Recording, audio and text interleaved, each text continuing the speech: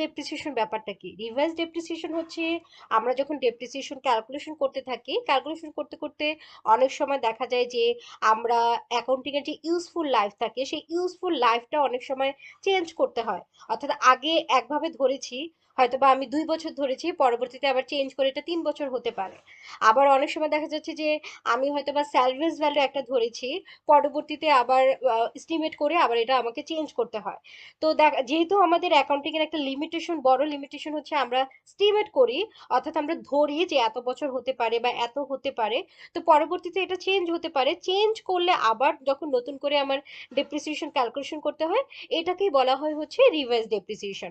তো প্রথমে আমি এই ম্যাথটা ক্যালকুলেশন করে দেখাবো, পরবর্তীতে হচ্ছে আমাদের IAS 8 অনুযায়ী এটার অ্যাপ্লিকেশনটা কি সেটাও দেখাবো। তো এই রিভার্স ডেপ্রিসিয়েশন আমি হচ্ছে ক্যালকুলেট করছি। আমাদের কিমেল কাইসুর যে বইটা আছে 13 এডিশন, এটা অনলাইনে অ্যাভেলেবল। এই